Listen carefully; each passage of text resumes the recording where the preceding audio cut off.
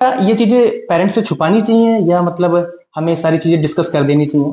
नहीं, इसमें छुपाने वाला तो कुछ भी नहीं है। ये तो एक नेचुरल चीज है, फिजियोलॉजिकल चीज है। हेलो नमस्कार दोस्तों, मैं संजय सिंह आप सभी को प्रणाम करता हूं। और आज के एपिसोड में बहुत कुछ खास होने वाला है, क्योंकि आज हमारे साथ डॉक्टर शिल्पी जी हैं। और उनसे बहुत सारी चिकित्सा के क्षेत्र में और स्पेशली जो फीमेल्स प्रॉब्लम होती हैं उनको लेकर बहुत सारी बातें होने वाली हैं। सबसे पहले डॉक्टर साहब को नमस्कार। किसी ने सच ही कहा है कि डॉक्टर जो होता है एक भगवान का रूप होता है और उनसे समय मिलना बहुत बड़ी बात होती है।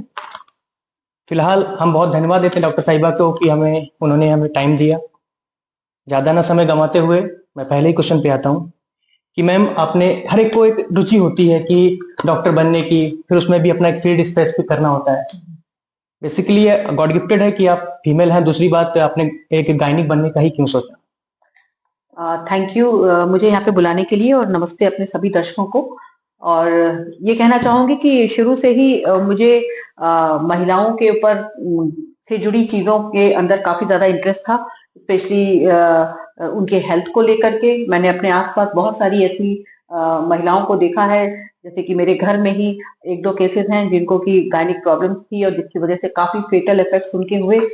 और इसी सबको देखते हुए एक इच्छा मन में उत्पन्न हुई कि मैं इस स्वास्थ्य के क्षेत्र में जाऊं और महिलाओं के लिए स्पेशली कुछ करूं। मैम, आजकल जैसे बहुत सारी ऐसी प्रॉब्लम होती हैं कि महिलाओं से बहुत बड़ी जुड़ी समस्या होती हैं। मतलब देखा जाए तो कि किसी को सफेद पानी का मतलब दिक्कत होना एक कॉमन सी प्रॉब्लम हो गई है। तो आप इस पे कुछ कहना चाहेंगे क्या? हाँ, बिल्कुल बताना चाहेंगे। हमारे देश में 80% या 90% फीमेल्स को व्हाइट डिस्चार्ज की प्रॉब्लम है, जिसको आम भाषा में हम लोग ल्यूकोरिया बोलते हैं। और हमारी ओपीडीज में 50% से ऊपर पेशेंट्स ल्यूकोरिया की ही शिकायत से आते हैं। तो इसके जो मुख्य कारण हैं वो ये है कि एक तो अपने यहाँ संक्रमण बहुत ज्यादा है, और संक्रमण का कारण जो है वो लैक ऑफ नॉलेज है, हाइजीन ना मेंटेन कर पाना है। तो एक ये कारण है उसका। दूसरा कारण ये है कि जो अपने यहाँ जो वॉशरूम्स होते हैं वो महिलाओं के लिए बहुत कम होते हैं। किसी भी आप रेलवे स्टेशन पे जाइए या फिर किसी कॉमन प्लेस पे जाइए तो वहां पे फीमेल्स के लिए साफ सुथरे वॉशरूम की सुविधा अभी भी हमारे देश में उतनी नहीं है, जिसकी वजह से बहुत ज्यादा महिलाओं को इन्फेक्शन होते हैं यूट्रस के, या फिर यूरिन इन्फेक्शन होते हैं, जिसकी वजह से ये व्हाइट डिस्चार्ज की प्रॉब्लम स्टार्ट होती है। बट ये भी मैं कहना चाहूंगी कि हर व्हाइट डिस्चार्ज जो है वो बीमारी नहीं होता है, क्योंकि बहुत सारी हमारी टीनेज लड़कियां हैं वो आती हैं व्हाइट डिस्चार्ज की कंप्लेंट से। तो जो प्यूबर्टी में है या टीनेज में आ रही है, तो कुछ जो डिस्चार्ज हमारे बॉडी से होता है वो नॉर्मल होता है। जो फीमेल बॉडी में कुछ ऐसे अच्छे बैक्टीरिया भी होते हैं जो फीमेल हाइजीन को, नेचुरली इम्यूनिटी को मेंटेन करते हैं। जब वो इम्यूनिटी कम हो जाती है तब संक्रमण होने के चांसेस बहुत होते हैं। और व्हाइट डिस्चार्ज अगर ऐसा है जिसमें कि स्मेल आ रही हो, या उसका कलर येलो या ग्रीन कलर का हो, या फिर ब्राउनिश हो, तब वो चिंता का विषय है। Transparent discharge that can be normal also. अच्छा। और एक चीज ये कॉमन देखने को मिलती है कि जैसे पीरियड प्रॉब्लम जो होता है, तो अगर किसी गर्ल्स को हो रहा है तो वो अपने पेरेंट्स को बताने में भी थोड़ी सकुचाती है। नॉर्मली ये ब्लेजर्स एरिया जो होता है उसमें थोड़ा, क्योंकि एक मेरी फ्रेंड थी बहुत, जब मैं ग्रेजुएशन के दौरान मैं पढ़ाई कर रहा था तो फर्स्ट टाइम मैंने सुना उससे कि Sanjay, I am not comfortable today to talk to you, there is some problem in my stomach. तो मैं नहीं समझ पाया कि व्हाट इज द प्रॉब्लम। मैंने कहा किसी डॉक्टर के पास, उसने कहा कि मैं अभी नहीं जा सकती, मुझे नहीं पता कि एक्चुअल में क्या था। आफ्टर 3 days ही मीट मी एंड उसने सारा डिस्कस किया, तब मुझे पता चला कि ऐसा भी कुछ प्रॉब्लम है। तो क्या ये चीजें पेरेंट्स से छुपानी चाहिए या मतलब हमें सारी चीजें डिस्कस कर देनी चाहिए?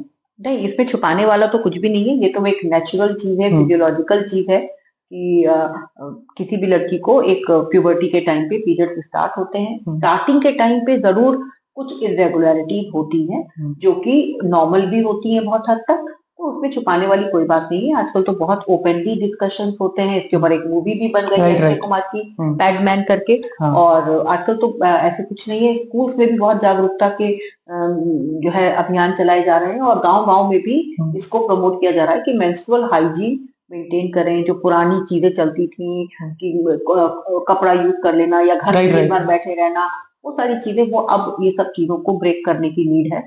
तो ऐसा कुछ भी नहीं है कि उसमें छुपाया जाए। अच्छा, ऐसा ये भी देखने को मिलता है कि पीरियड्स कुछ नॉर्मल भी होते हैं, कुछ क्रिटिकली वाले भी होते हैं, ऐसा भी कुछ होता है क्या? पीरियड्स में देखिए, हुँ, पीरियड्स की आजकल जो है पीरियड्स की कई सारी प्रॉब्लम्स है, पीरियड की, जो कि हमारा सारा वातावरण चेंज हो चुका है। यहाँ पे पीरियड्स कभी-कभी लॉन्ग साइकिल्स हो जाते हैं, पीरियड्स टाइम पे नहीं आते, 2-2 महीने, 3-3 महीने बाद आते हैं। हुँ, वो हमारे हार्मोन्स की वजह से हो सकते हैं। अच्छा, तो ये हार्मोन्स को कंट्रोल करके या फिर एक्सरसाइज करके, डाइट से ये सारी चीजें इजीली सॉल्व हो सकती हैं। लेकिन अगर पीरियड्स किसी को महीने में 2 बार आ रहे हैं हुँ, या पूरे महीने ही चल रहे हैं, हुँ, इन दैट केस आपको एक गायनेकोलॉजिस्ट को कंसल्ट करना राइट, चाहिए। हो सकता है कि उसमें कोई रसौली हो, कोई फाइब्रॉइड हो, कोई ट्यूमर हो, हुँ। जो आपको परेशान कर रहा है। उसके लिए आपको एक गायनेकोलॉजिस्ट से मिलके अल्ट्रासाउंड करा के उसको डायग्नोज कराना चाहिए। अच्छा, आज के समय में ये देखा जा रहा है जैसे पीसीओएस है हुँ, या हुँ। पीसीओडी है, ये बहुत कॉमन हो गया, इस पे आप कुछ कहना चाहेंगे? बिल्कुल, बिल्कुल। पीसीओडी, पीसीओएस आज के ज़माने में मोस्ट कॉमन हुँ, जो है प्रॉब्लम है, और शहरों में ही नहीं, ये हुँ, गाँवों में भी अब बहुत कॉमन हो गया है। हुँ, क्योंकि इसका ये कोई, पहली बात तो मैं ये कहना चाहूँगी कि ये पीसीओडी या पीसीओएस कोई बीमारी नहीं है। अच्छा, ये एक लाइफ़स्टाइल डिसऑर्डर है, हुँ, ठीक है?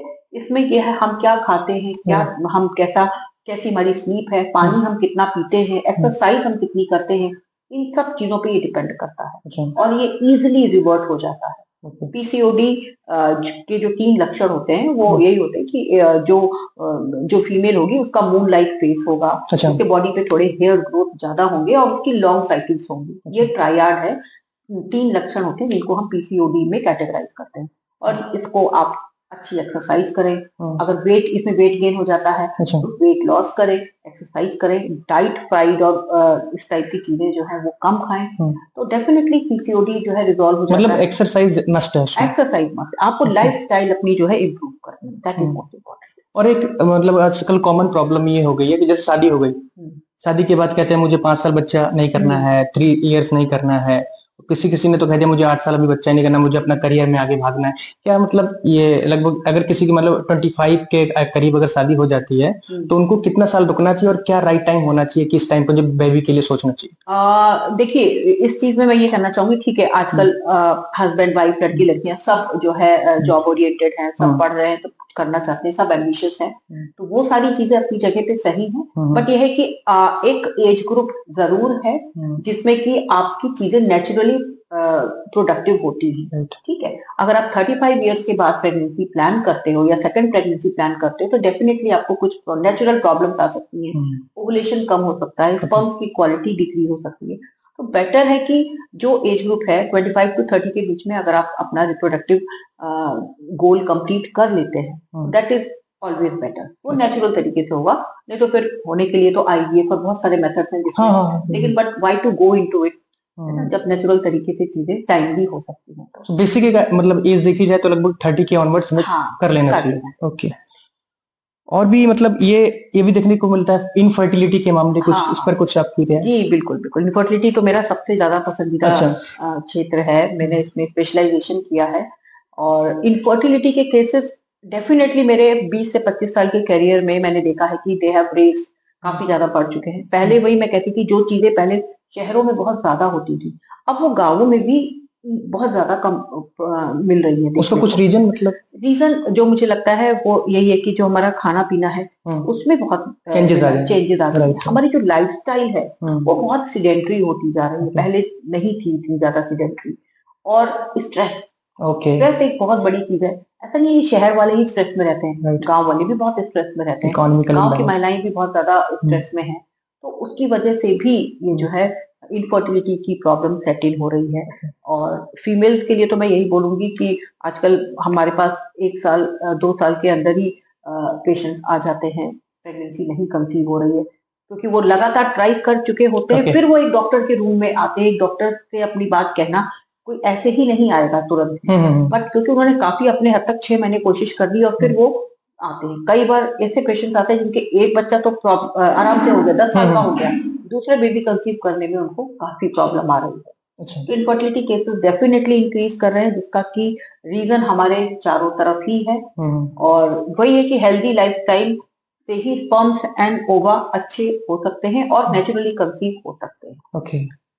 बहुत सारे मतलब आजकल बच्चे हैं जो मतलब एक थोड़ा गलत राह पे चल जाते हैं, मास्टरबेशन लाइक दैट। सो उसका भी कुछ इम्पैक्ट पड़ता है क्या प्रेगनेंसी पे, मतलब लेकर फीमेल एंड मेल पर्सन में? ऐसा तो कुछ डॉक्यूमेंटेड नहीं है, ओके। बट ये है कि नेचुरल वे में करी गई चीजें हमेशा बेटर होती है, ओके। हमेशा बेटर होती है।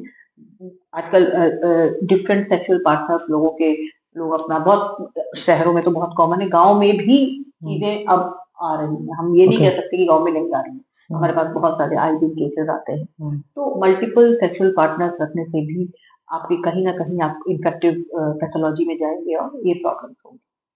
मतलब जब जैसे किसी ने पार्टनर ने सोच लिया कि मुझे अब यानी कि प्रेगनेंसी, अब दोनों हम लोगों ने डिसाइड कर लिया, दोनों जो मेल एंड फीमेल पार्टनर्स हैं, they have decided to we have to try for the baby. So वो मतलब उसमें क्या गलतफहमी नहीं होनी चाहिए कि हमें ये नहीं करना है और हमें इन चीजों पे ध्यान रखना है, कुछ उस पे जी आप? जी, ये बहुत अच्छा सवाल आपने किया संजय जी। आमतौर पे लोग बस प्रेग्नेंट हो गए, हाँ। अचानक पता चला पीरियड नहीं आया, हम प्रेग्नेंट हो गए। राइट। लेकिन ये उससे भी सही तरीका ये है कि आपने माइंड में सोचा 3 महीने पहले कि हम प्रेगनेंसी प्लान करेंगे। प्रेगनेंसी प्लान करने से पहले आपने कुछ टेस्ट होते हैं जो हस्बैंड एंड वाइफ को रूटीन टेस्ट अपने करवा लेने चाहिए, और फॉलिक एसिड और कुछ सप्लीमेंट्स होते हैं जो उनको ले लेने चाहिए।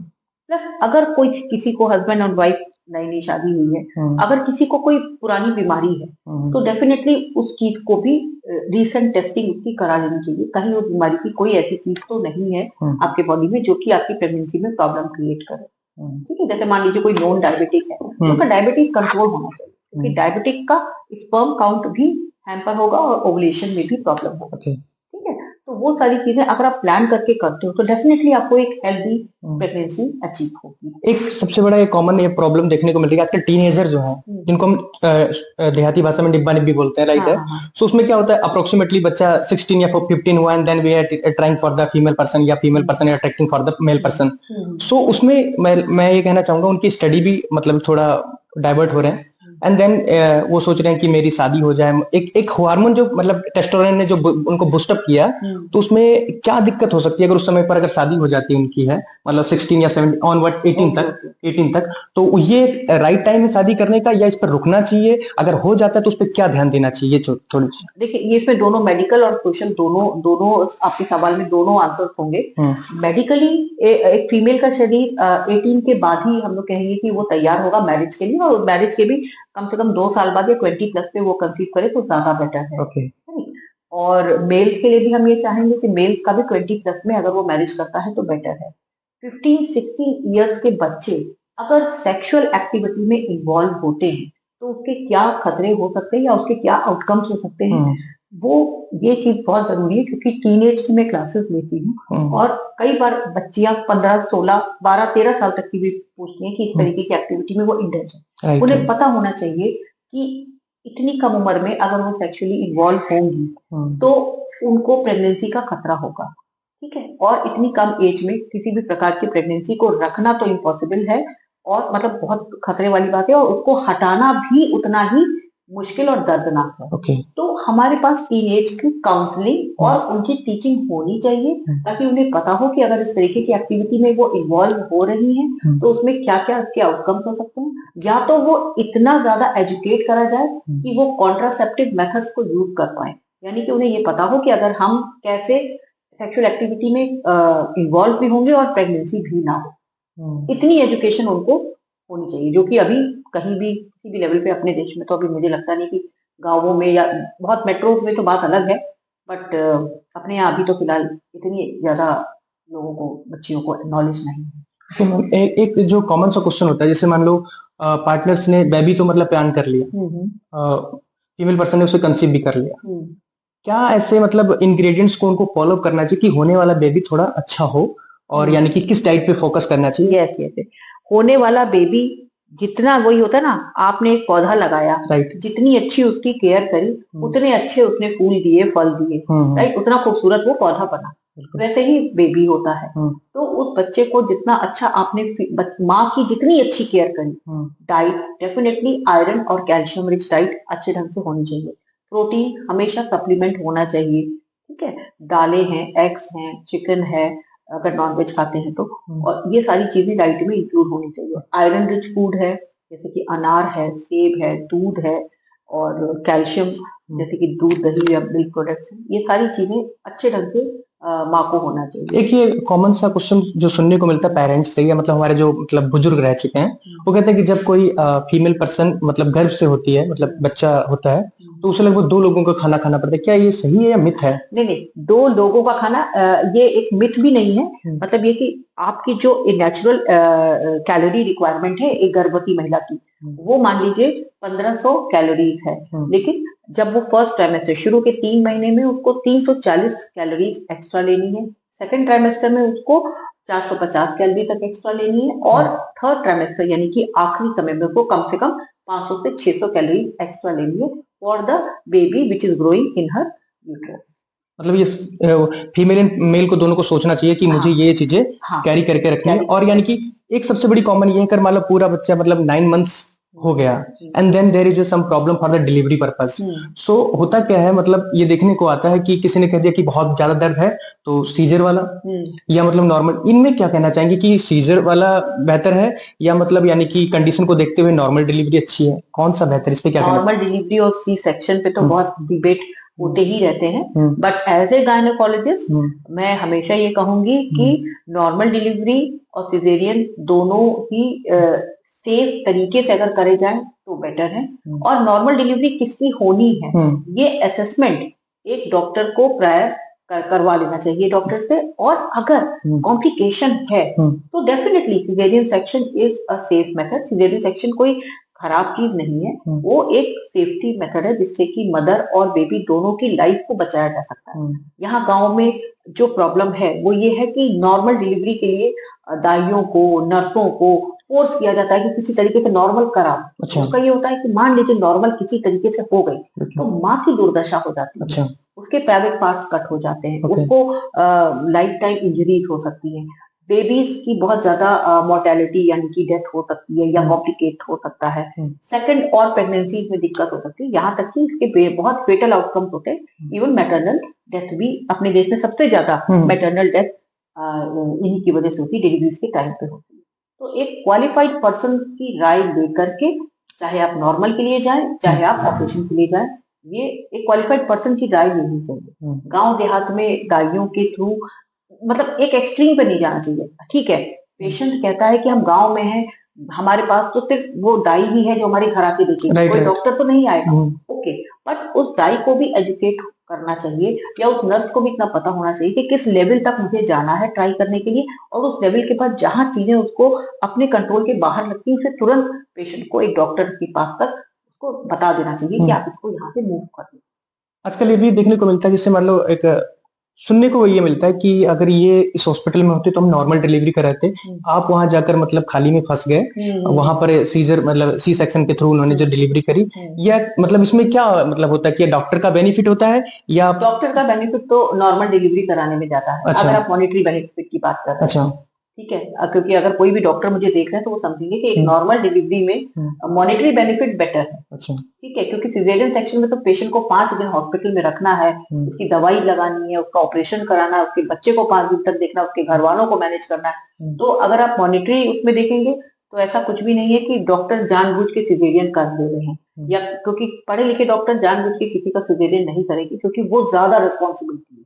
नॉर्मल डिलीवरी में आप 24 घंटे में पेशेंट को डिस्चार्ज कर देते हो, और नॉर्मल डिलीवरी में पेशेंट खुशी खुशी पैसे भी देता है। ठीक है, तो ऐसा कुछ नहीं है, बट मैंने कहा ना, जिस चीज की रिक्वायरमेंट जहां वहां वो चीज सही निर्णय पे एक गायनेकोलॉजिस्ट के आधार पे ही होनी चाहिए। एक कॉमन सी प्रॉब्लम देखने को मिलती है कि जैसे सी सेक्शन के थ्रू अगर जो बच्चा होता है, बाद में उसकी जो मदर है उसमें देखा है कि मोटापा बढ़ जाना, ये मतलब थोड़ा नहीं, ऐसा कुछ नहीं है कि मोटापा सी सेक्शन के बाद बढ़ जाता है। मोटापा नॉर्मल डिलीवरी के बाद भी बढ़ सकता है। सी सेक्शन के बाद ये है कि आप ज्यादा खा पी रहे हो, ज्यादा लेट रहे हैं, एक्सरसाइजिंग नहीं कर पा रहे हो, 3 महीने बाद हम लोग पेशेंट को एक्सरसाइज के लिए बोल देते हैं। डाइट आप उसी हिसाब से कंट्रोल करके दें कि फैटी चीजें उसमें भी हम लोग अलाउ नहीं करते। अब आप ऑपरेशन के बाद अगर बहुत ज्यादा इंटेक करते हैं तो डेफिनेटली बॉडी वो होगा। और ऐसे कितनी सारी जो है आजकल जो सेलिब्रिटीज हैं उनके सी सेक्शन हुए हैं, और वो होने के बाद अच्छी फिगर मेंटेन करके मूवीज कर रही है, सब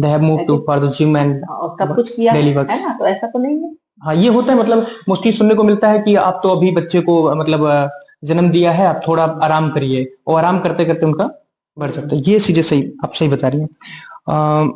यूरिन इन्फेक्शन, मतलब ये कुछ मैं इस पे आप बताना चाहेंगी क्या? मतलब इससे होता नहीं है, किसी ने कह दिया कि मुझे जलन सी हो रही है या ब्लड आना, तो इस पे कुछ आपका? हाँ, यूरिन इन्फेक्शन जो है, देखिए यूरिन इन्फेक्शन जो रिसेंटली मैरिड होते हैं उनमें बहुत जल्दी होता है, क्योंकि body first time sexually active हुआ होता है, और सबसे पहले यूरिन इन्फेक्शन ही होता है इसमें। और इसको हम लोग हनीमून सिस्टाइटिस भी बोलते हैं, इसका नाम ही ये रखा गया है हनीमून सिस्टाइटिस।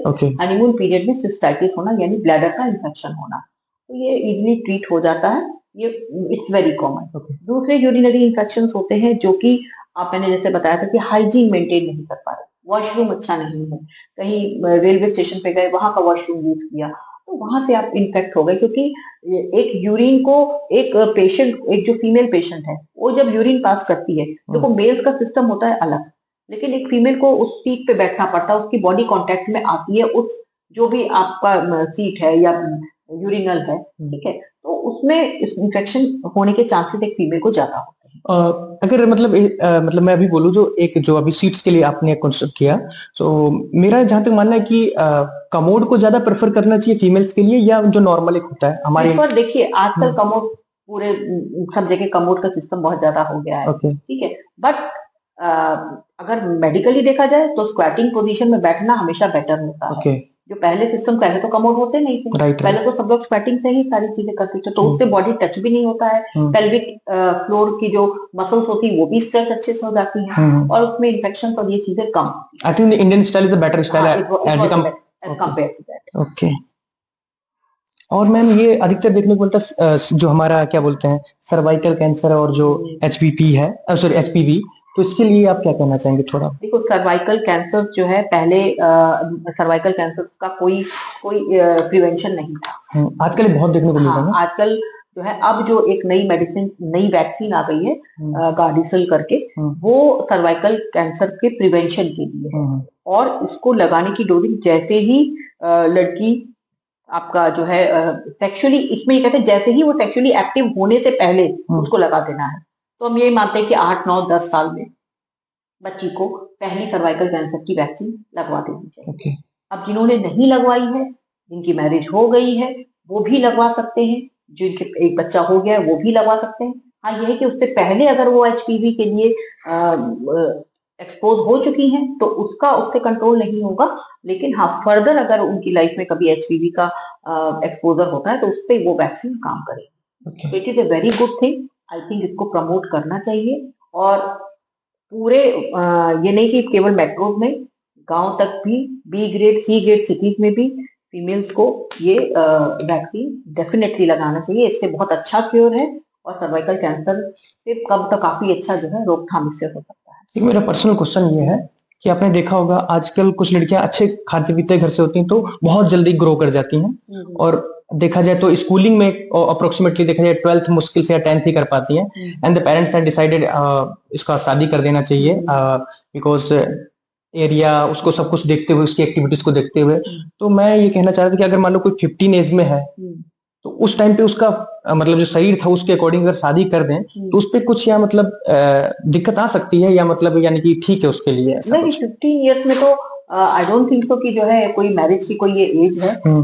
बॉडी ग्रो करने का मतलब ये नहीं है कि उसका माइंड भी ग्रो कर, राइट है ना। शादी केवल एक शारीरिक संबंध नहीं है, एक मानसिक संबंध भी है। उस लड़की को एटलीस्ट 18-20 साल तक होके वो मेंटली प्रिपेयर तो हो जाए शादी के लिए, है ना।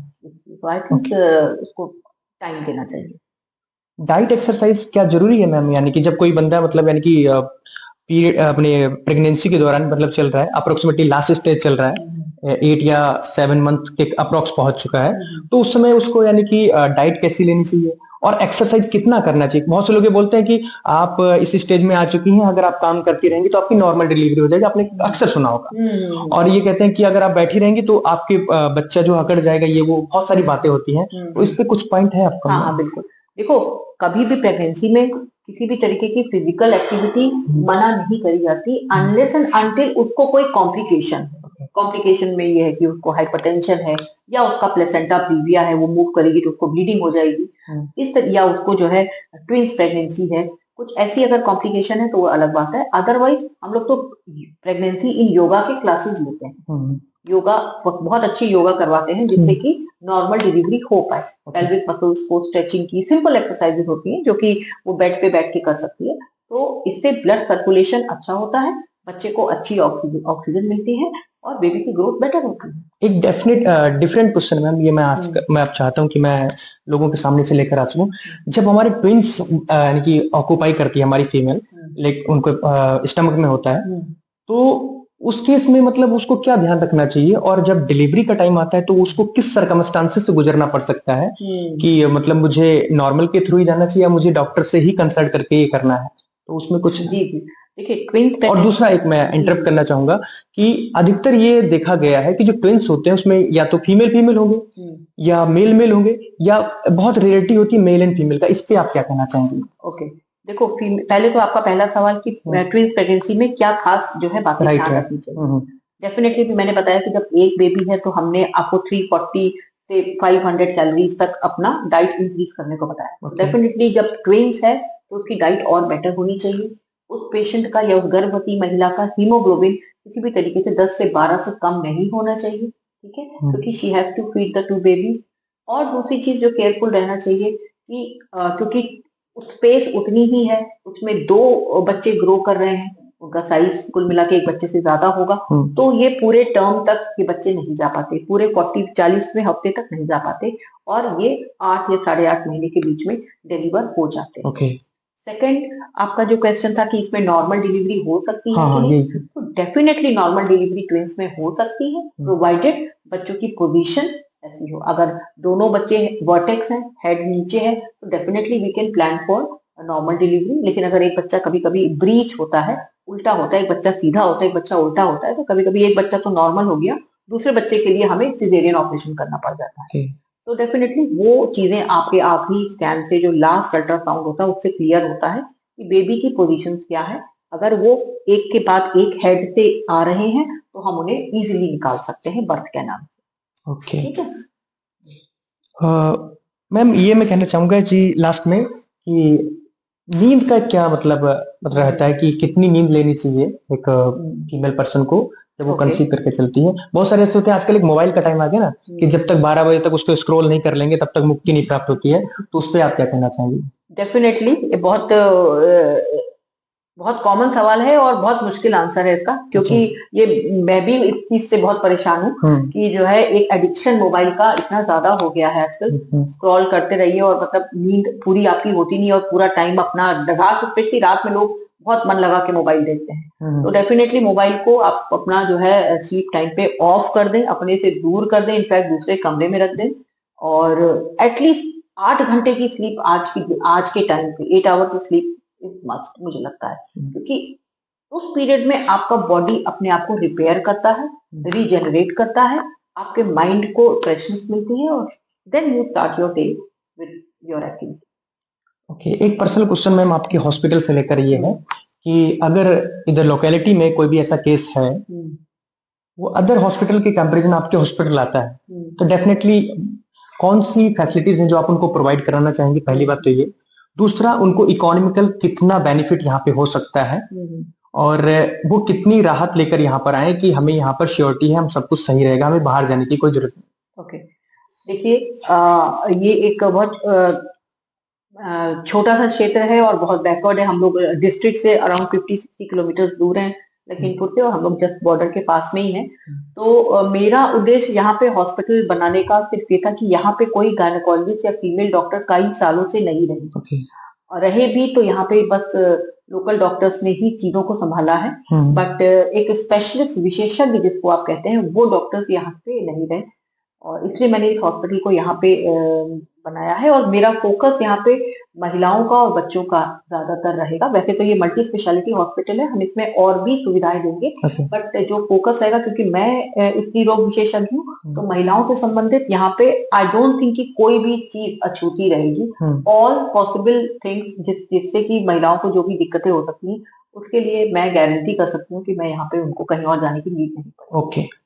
और जहाँ तक पैसों की बात है, आपने बोला कि आप इसको कैसे उसमें रन करेंगे, तो डेफिनेटली हमारा इसको बहुत ही मिनिमम पॉसिबल कॉस्ट में रन करने का प्लान है। ये एक चैरिटेबल ट्रस्ट के थ्रू है, वुमेन वेलनेस फाउंडेशन हमारी सोसाइटी है, इसकी चेयरपर्सन मैं खुद हूँ, और उसका नाम से ही आप समझ जाओगे कि वुमेन के वेलनेस के लिए हमने ये चैरिटेबल ट्रस्ट बनाई है, और ये हॉस्पिटल भी बेसिकली फॉर वुमेन ही रहेगा, और मिनिमम पॉसिबल कॉस्ट में हम लोग इस पे काम करेंगे, और आयुष्मान भारत योजना भी जल्दी ही हम लोग इसमें ला रहे हैं। तो बहुत ही, यानी कि यहाँ पर जो लाभार्थी हैं जो बहुत ही मतलब पॉवर्टी लाइन से आते हैं, below poverty lines, I think they will be benefited from this योजना। डेफिनेटली, ओके, एक मेरा जो मतलब बिना पर्सनल डिटेल आप में कोई ऐसा केस मतलब मेरे साथ साझा करना चाहेंगे जो आपको यादगार बन गया हो और मतलब हमेशा याद रहेगा कि वो भुला ना सके, कुछ ऐसा? ओके, तो संजय जी, एक मैं आपको इंटरेस्टिंग केस बताऊंगी, क्योंकि हम लोग ये गांव में ही काम कर रहे हैं, और गांव में बहुत सारे, जैसे आपने कहा ना, बहुत सारी चीजें होती है, मिथ्स होते हैं, ये हो रहा है, ये हो रहा है, ये हो रहा है, इसकी वजह से हो रहा है, वो मेडिकल चीजों से रिलेट नहीं कर पाते, क्योंकि उन्होंने कभी देखा सुना ही नहीं है ना, उनकी फॉल्ट नहीं है, उन्हें कभी पता ही नहीं है इस बारे में, तो उन्हें कैसे पता चलेगा?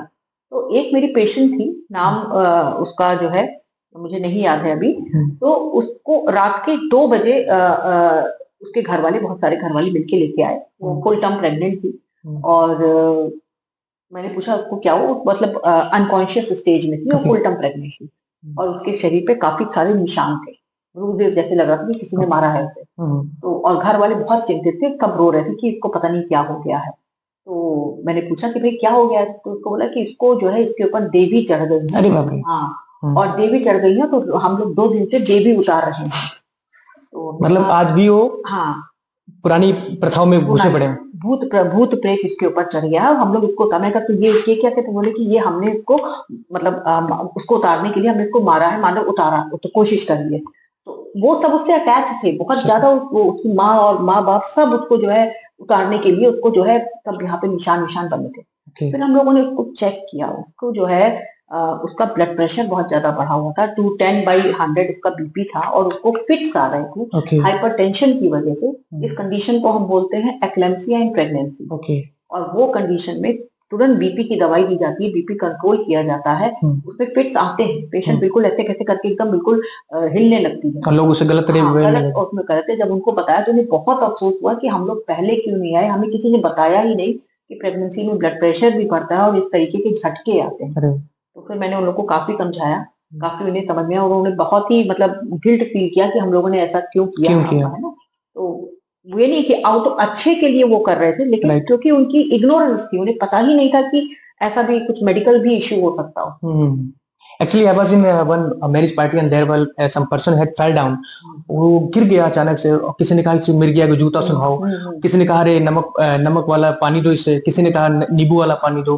तो we peoples are always thinking we are the doctors, we just giving our remedies. But मेरे को जो ऐसा फील होता है कि हमें उस पे नहीं जाना चाहिए, डॉक्टर को कंसल्ट करना चाहिए, that is the better thing. और वो आपने अभी जो केस बताया, ये सारी चीजें इसलिए मैं लेकर सामने आ रहा हूँ समाज के, क्योंकि हमारा समाज आज भी मिथिकल चीजों में घुसा पड़ा है। बिल्कुल, और डेफिनेटली इनको इनसे बाहर आना चाहिए। We are living in the sciences, it's a time of the technology and chat GPT and robotics. I think we have to work on that. Ma'am, next question जो मेरा है वो शायद हो सकता है लास्ट क्वेश्चन हो। वो ये है कि अगर आप इन शॉर्ट या बहुत ही वैलिड मतलब शब्दों में हमारी फीमेल्स पर्सन को, या हमारी जो मतलब बेटियां हैं, उनको कोई ऐसी सलाह मतलब जो उनके लिए लाइफ में बहुत कारगर हो, आगे उनकी लाइफ भविष्य को भी लेकर, प्रेगनेंसी के थ्रू भी, और या एज ए मतलब आगे आने वाले समय में कोई एक ऑफिसर या किसी लेवल पे जाने के लिए आप कुछ मैसेज देना चाहेंगे उनको? आजकल की लड़कियों को मैं यही मैसेज देना चाहूंगी, हालांकि आजकल की लड़कियां स्मार्ट हो गई हैं बहुत, राइट, लेकिन फिर भी मैं उन्हें मैसेज देना चाहूंगी कि आप अपने आप को सबसे पहले तो आप अपने आप को एजुकेट करो, फाइनेंशियली इंडिपेंडेंट हो, and then you plan your personal या सोशल लाइफ या मैरिज के लिए आप तब प्लान करो। जल्दबाजी में डिसीजन नहीं लें, या किसी के कहने पे नहीं लें। मतलब आप अगर अपनी फ्यूचर लाइफ बेटर रखना चाहती हो, अपने और अपने घर वालों की, अपने वुड बी की, तो आप पहले खुद पे सबसे पहले अपना ध्यान दो, खुद को पहले स्ट्रॉन्ग करो, एंड देन आप स्ट्रेंथन कर पाओगे अपने फैमिली को। और एक चीज आजकल आपने देखा होगा, यूट्यूब पे बहुत सारे डॉक्टर्स हैं, बता दिया कि अगर आपको स्टमक में ये दर्द है तो आप ये मेडिसिन ले लीजिए, अगर आपको ये प्रॉब्लम आ रही है तो ये मेडिसिन ले लीजिए। कितनी हद तक वो चीजें सही हैं, या हमको उन पे जाना भी चाहिए या नहीं जाना चाहिए, हमें कोई लोकल डॉक्टर को प्रेफर करना चाहिए और ऑलवेज एक डिग्री वाले डॉक्टर को ही प्रेफर करना चाहिए, या मतलब कोई ऐसा डॉक्टर जिसको एक्सपीरियंस है उसके पास जाना चाहिए? इस पे आप क्या कहना चाहेंगे? देखो, ये तो मैं कहूंगी कि YouTube पे तो सबके लिए है, राइट। और वहां पे हर आदमी जो है वीडियो बना रहा है, अपनी रील्स भेज रहा है। डॉक्टर्स भी कुछ हैं उसमें, कुछ डॉक्टर्स नहीं भी हैं तो भी अपनी वो सलाह दे रहे हैं। तो डेफिनेटली सुन सकते हैं, देख सकते हैं, बट कुछ भी चीज अपने बॉडी के ऊपर अप्लाई करने से पहले डेफिनेटली आपको एक क्वालिफाइड डॉक्टर से कंसल्ट। ओके। और मैं ये कहना चाह रहा था कि जो लड़कियां हैं अपनी बॉडी को लेकर, यानी कि कुछ उनको समझाना चाहेंगी, मतलब खाली ये मेरा लास्ट क्वेश्चन है और उसके बाद मैं आई थिंक ये पॉडकास्ट इनफ है for all the message for the girls and the female person in our surroundings. So उनकी मतलब बॉडी को लेकर क्या क्या मिथ्स हैं और उनकी बॉडी के लिए आप क्या समझाना चाहेंगी कि आपको ये करना चाहिए? बॉडी को लेकर के मेरा ये कहना है कि देखिए, आपकी बॉडी अंदर से हेल्दी एंड फिट होनी चाहिए, राइट? ये नहीं कि जो है आप उसके लिए किसी भी हद तक जा रहे हैं, क्रैश डाइटिंग कर रहे हैं और आप किसी बीमारी का शिकार हो रहे हैं, या फिर आप जैसे कई बार लड़कियां जो है अपने फेस ब्राइटनिंग के लिए कुछ भी करती हैं, चेहरा जला लेती हैं या कुछ कर लेती हैं, तो उस हद तक मत जाइए। आपकी फिटनेस आपकी अपनी शख्सियत में है और लुक्स एंड एवरीथिंग ये सेकेंडरी है। आप अपने आप को फिट और हेल्दी और मेंटली अपने आप को स्ट्रांग रखें। That is I think your best. एक लास्ट क्वेश्चन मैम, जो भी मुझे जस्ट याद आया। एक्चुअली जब मैं स्टडी कर रहा था, आई वाज इन दिल्ली, तो मेरे सर ने मुझे बात कही कि हमें कुंडलियां ना मिलाने से बेहतर है हमें ब्लड ग्रुप को मैच करा लेना चाहिए। ये क्या मतलब बहुत हद तक सही है, या मतलब मैं जो पूछ रहा हूँ कि ये गलत है? मतलब कुंडली मिलाने से शादी करनी चाहिए, या मतलब लड़की का ब्लड ग्रुप मैच कराने से किस ब्लड ग्रुप के साथ हमें शादी करनी चाहिए? कभी कभी ऐसा होता था कि कुछ ऐसे ब्लड ग्रुप्स होते हैं जिनका बेबी सर्वाइव ही नहीं करता, मर जाता। ऐसा ये सच है या मिथ है? नहीं नहीं, ऐसा नहीं है कि बेबी सरवाइव नहीं करता, हर चीज के आजकल तो ट्रीटमेंट है, लेकिन हाँ, इट्स अगर पॉसिबल है और इतना जो है लोग अक्लमंद है तो डेफिनेटली मैंने कहा ना, शादी से पहले लोग आजकल जो है शहरों में लोग टेस्ट कराते हैं, HIV टेस्ट कराते हैं, ब्लड ग्रुप टेस्ट कराते हैं, ठीक है। कुछ ब्लड ग्रुप पॉजिटिव और नेगेटिव होते हैं जिसमें कि बेबी में प्रिकॉशंस लेनी पड़ती है। ऐसा नहीं है कि उनकी शादी नहीं हो सकती, डेफिनेटली शादी हो सकती है, लेकिन फिर वही है कि उनको एक गायनेकोलॉजिस्ट के कंसल्टेशन में रहेगा, उसमें वैक्सीन लगती है और वो डेफिनेटली बेबी हेल्दी बेबी हो सकता है। और जहाँ तक कुंडली मिलाने की सवाल है तो संजय जी आप बताइए, यूके और अमेरिका में क्या कुंडली मिलाते हैं लोग, विदेशी लोग? मैं तो एक्चुअली मैं एक सेमिनार में था और वहां पर डॉक्टर शिव खेरा जी मतलब अपने मतलब बिजनेस को लेकर मेरा एक सेमिनार था उनके साथ, तो मैं उनके सेमिनार में बैठा हुआ था। उन्होंने एक बात बोली कि जो शनि है वो अमेरिका नहीं जाता, he always in India, always in India. All the people are thinking तुम पे शनि की दशा ठीक नहीं चल रही है, तुम्हारा ये शुक्र इसमें ग्रह में बैठा हुआ, लाइक दैट जो भी बातें होती हैं, तो अमेरिका क्यों नहीं जाता? तो ये चीज जो मिथिकल मुझे लगता है कि मैं मानता हूँ कि बहुत हद तक सही है, लेकिन उतना भी अंधविश्वास में नहीं घुसना चाहिए जो थोड़ा हमारे पर्सनल लाइफ को डिस्टर्ब कर दे। सो यही इनफ था मेरे हिसाब से। मैंने उन चीजों पे गौर किया है और ये पॉइंट्स मेरे अंदर बहुत दिनों से चल रहे थे, तो मैंने सोचा कि क्यों ना मैम से टाइम लिया जाए। अप्रोक्सीमेटली मुझे आज मिल गया। सो थैंक यू सभी लोगों को जो आज अपना समय इतना महत्वपूर्ण हमें दिया। तो आज के एपिसोड में इतना ही, बहुत बहुत धन्यवाद और अपना प्यार देते रहिए हमें और देखते रहिए संजय सिंह।